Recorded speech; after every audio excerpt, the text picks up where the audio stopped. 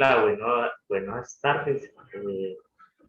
En esta exposición queremos explicar algunas adaptaciones que se dan eh, a nivel cardiovascular en el ejercicio.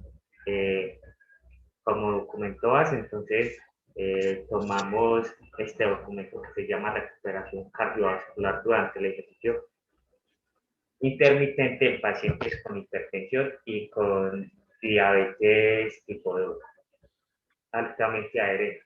Entonces, este estudio se hizo en Chile, se hizo con algunas universidades y algunos hospitales de allá.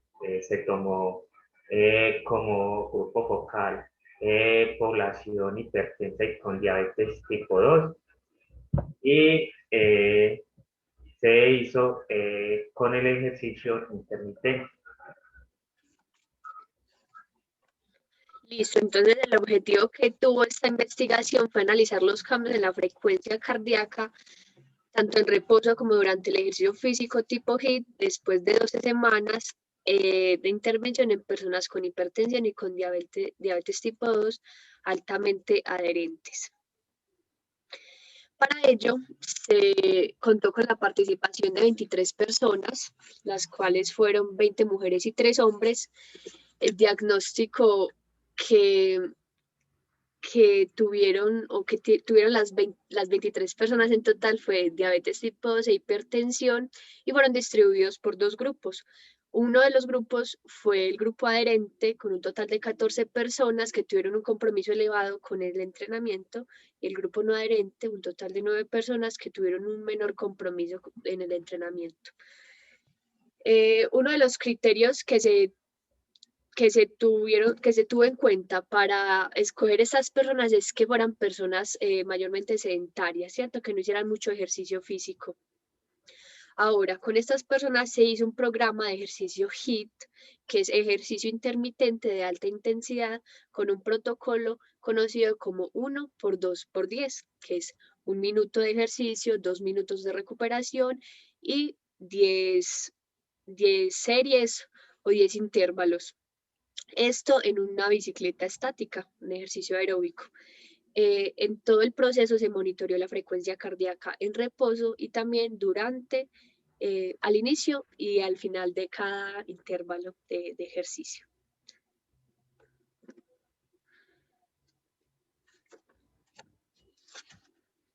Después de este estudio, se logró evidenciar como resultado, después de haber hecho este proceso durante 12 semanas con el ejercicio intermitente, que las personas adherentes, o sea, las personas que fueron más constantes en el proceso investigativo, tuvieron mejores adaptaciones cardiovasculares en comparación de los no adherentes, que eran las personas que no fueron tan constantes.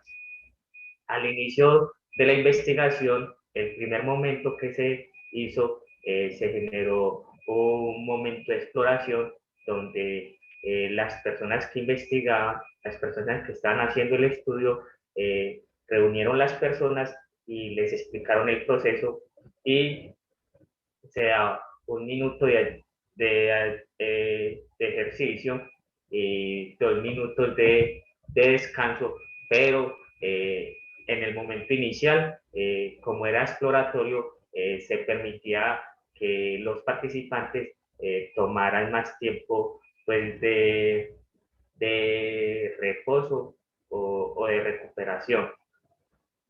Y finalmente se llegó a la conclusión de que estas personas que fueron adherentes, que fueron más activas, más constantes, pudieron reducir sus latidos en comparación con los otros o con el mismo estado inicial a menos 10 latidos por minuto. Es decir, por ejemplo, tenían 70 latidos por minuto, entonces ya redujeron a 60 latidos por minuto. Y también se vio que los tiempos de recuperación eran mejor en las personas adherentes. Es decir, después de haber hecho los intervalos, se recuperan mejor las personas adherentes. Y necesitaban menos esfuerzo para realizar las actividades.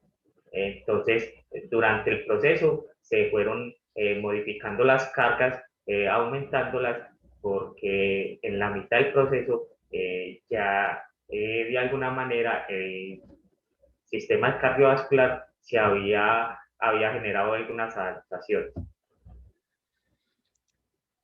Listo, entre esas adaptaciones que nos menciona Danilo, tenemos lo siguiente. Entonces, primero hay un aumento del gasto cardíaco. El gasto cardíaco lo podemos entender como el volumen de sangre que descargan los ventrículos. Además que este pues se puede hallar con una fórmula que es la frecuencia cardíaca por el volumen siastólico.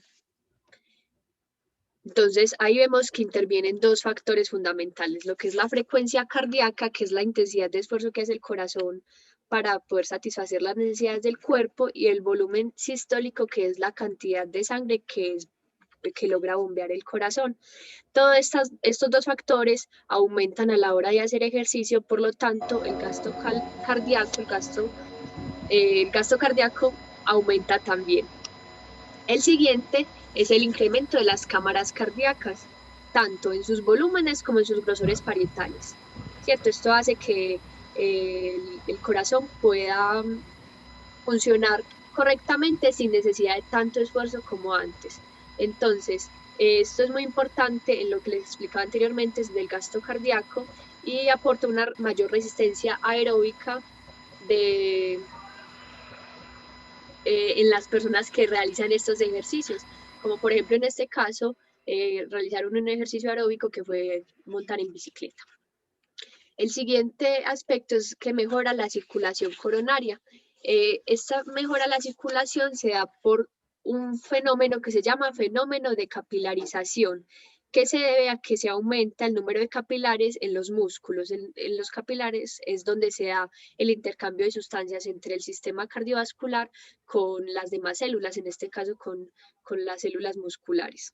Entonces, todo esto hace que al final, en condiciones normales y comparando una persona sedentaria a una persona que tiene un entrenamiento, como es el caso de estas personas, hace que se reduzca su frecuencia cardíaca, tanto en estado de reposo como durante el ejercicio. Aquí está señalado porque evidentemente, y el compañero lo dijo en los resultados, pues la frecuencia cardíaca que tuvieron tanto en reposo como como haciendo el ejercicio se vieron disminuidos. La reducción de esta frecuencia se conoce como bradicardia, cuando se tiene menos de 60 latidos por minuto, y esto se da gracias a tanto a la regulación del sistema nervioso autónomo como a la disminución de la fuerza intrínseca del corazón, que es la que hace que como la electricidad que hace que el corazón funcione sin necesidad de depender de otro sistema.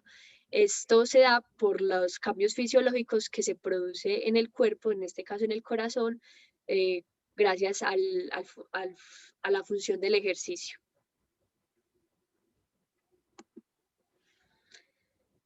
La bibliografía que utilizamos, el primero es el documento base que se llama Recuperación Cardiovascular, y los otros dos fueron documentos en que nos apoyamos para poder explicar estos fenómenos fisiológicos. En el primer documento está el proceso de investigación, y en los otros dos documentos entonces pudimos encontrar lo que eran las adaptaciones cardiovasculares. Listo, muchísimas gracias.